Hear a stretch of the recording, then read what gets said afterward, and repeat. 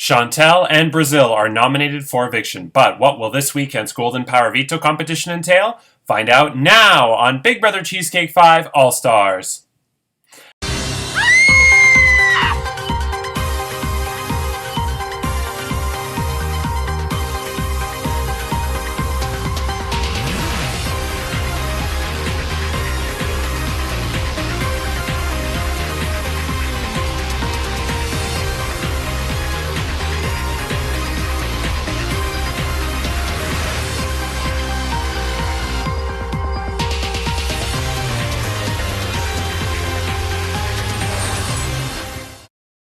Hello, I'm Andrew Shevzik Moonves. Welcome to Big Brother Cheesecake 5 All Stars. It's day 33 inside the Big Brother Cheesecake house, and this week Kat is the head of household. She nominated Chantel and Brazil for eviction, but the Golden Power Veto can still change the nominations. Who will win it? We'll find out tomorrow. And what will the competition be? We'll find out shortly. But first, because of the holiday house guest, New Year's Day, I'm filming the Saturday episode, which is today's episode, Thursday night. It's currently 3 a.m. New Year's Day morning. So I'm filming this now, and so I don't have the fallout from Kat's nominations, but I'm sure it is juicy and they will be in tomorrow's episode. I'm sure a lot of people had a lot to say, and just wow.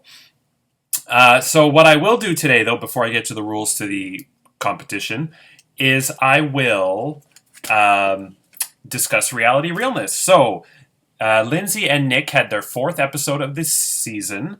They were recapping Dylan's eviction, and they had Dylan on the show. And I must say, considering Dylan's history in both Big Brother Cheesecake and in orgs in general, I must say, overall, I was impressed. I think Dylan did a good job. He was articulate. He did express his thoughts clearly. He had one thing Dylan did say about himself, and it's true. He's upfront and he'll tell you what he thinks, whether it's good or bad. And I think that really showed on Reality Realness that he just wasn't afraid to just speak his mind and, speak his truth. He wasn't holding back. And so I definitely appreciate that. What was interesting, too, is at one point he said that from an emotional standpoint, Jonathan should go, but from a strategic standpoint, he would like to see Chantel go. And Nick said, "What an interesting platform for you to express that opinion on," which was funny. Nick did say to Dylan, "Are you sure that Rhonda, Joanne, and Kat would have used the veto on you?" Because Dylan did say he had a 4 out of 6 chance that the veto would have been used on him because Jonathan would not have used it. Chanel used it on herself.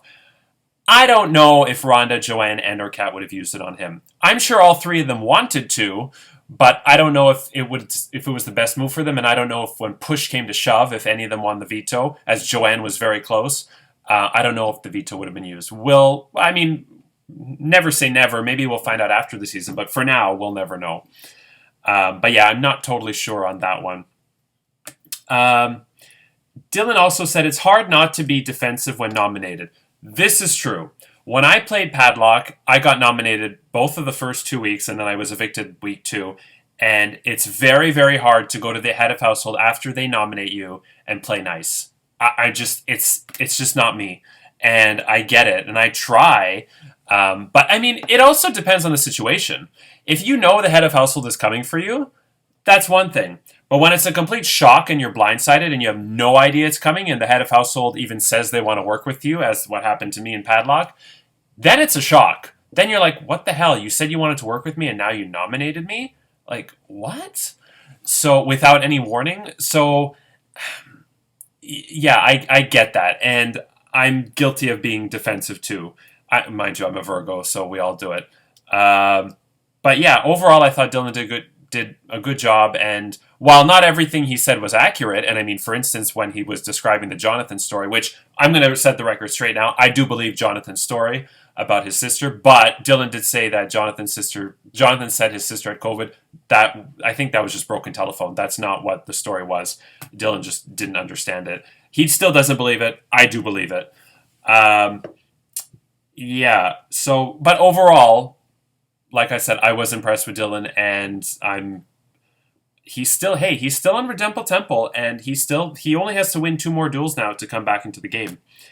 Just to clarify what Nick and Lindsay said about the two new alliances, they weren't sure if it was the same one that I was referring to. No, it was different ones. One I named, and the alliance did not like the name, so I said, fine, you pick a name, and they still haven't yet.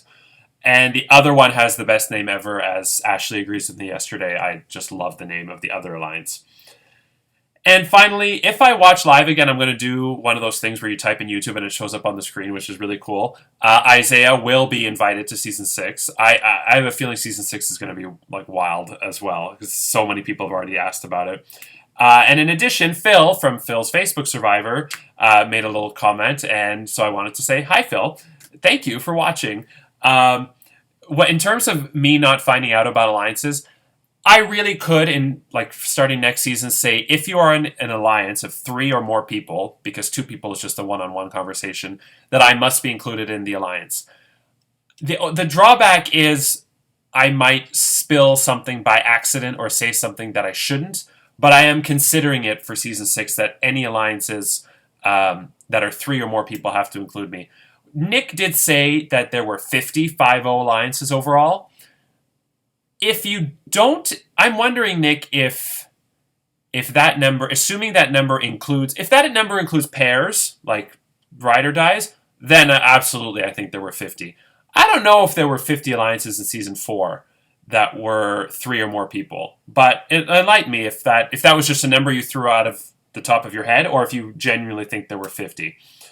But yeah, okay. Now let's get to the rules to the Golden Power Veto competition. So only 6 house guests will participate. The head of household, Kat, the 2 nominees, Brazil, Chantel, and 3 players selected in a random draw, which were Aton, a house guest selected by Kat and Brazil. Because I'm recording this in advance, I don't know who those 2 people are. I also don't know what the time is. I forgot to mention the time in the previous episode, but that'll be figured out in the group chat. So this competition is called it's a new competition. It's called Big Brother Punch a Bunch. And here's how it works. When I first started Big Brother Cheesecake, I did not anticipate having an all-star season. I anticipated season 5 being called Big Brother Cheesecake 5, The Price is Right, where all the competitions would be based on Price is Right. Price is Right, what are they called? Pricing games, I think? Oh, it's funny how I forgot that, but I think they're pricing games. And I decided, obviously, to scrap that idea for all-stars, but what I did do was I did decide that I would have, starting from this season on, one competition that was based on a Price is Right pricing game. And so this competition is called Punch a Bunch, and it's very simple. You will be shown 4 items with a price, one at a time, and you will have 30 seconds to decide whether the actual retail price is higher or lower than that price. If you get it right, you earn a punch. If you get it wrong, you don't earn a punch. Then, once everybody has earned their punch, we will go to the punch board. Where there are 50 numbers, 1 to 50. What are they even called? 50 holes? Yeah, 50 holes that you can punch. So for instance, 22, you remember on the show when they're like, punch it, and Bob Barker would be like, punch it hard there, Cindy, punch it hard, yeah, Cindy, yeah. And there was always some old lady who couldn't get it through. She was like, and then every once in a while Bob would be like, I can't find the slip in the hole. I can't find it. Anyway, so the person who selected, and I don't know who this is yet, the person who bought a minor advantage gets an additional punch.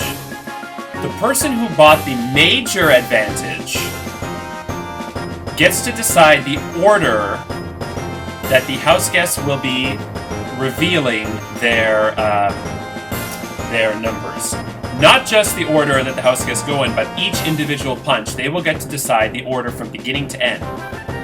There are 2 $10,000 holes, 3 $5,000 holes, 5 $1,000 holes, 10 $500, 10 $250, 10 $100, and 10 $50. There are also 8 second chances. So because there are 2 $10,000 holes, if you get 10,000, it doesn't guarantee you a win because somebody else could get the other 10,000. But if you get both 10,000, then you will obviously win, and you can still compound second chances to get a higher amount. This is again a competition that looks complicated, but trust me, is very easy. And if you've seen Punch a Bunch on The Price is Right, you know pretty much exactly what's going on. If, for instance, you have 4 punches and your first punch is $500, you have to decide whether to keep the $500 or throw it away. Because if you throw it away, it's gone. You cannot get that $500 back. Yeah, I think it's that simple. So, with that said, who will win the Golden Power Veto in the Big Brother Punch-a-Bunch Golden Power Veto competition? Find out tomorrow. Monday, will they use the Golden Power Veto to save Chantel or Brazil from the chopping block? Tuesday, the final 2 nominees plead their case, and Wednesday is the next live eviction and head of household competition where another house guest will be evicted from the Big Brother Cheesecake 5 house and join Dylan in Redemple Temple where one will stay and one will go. I'm Andrew Shevsik Moonves. Take care, and remember, a win is not necessarily victory, and a loss is not necessarily defeat. Good night.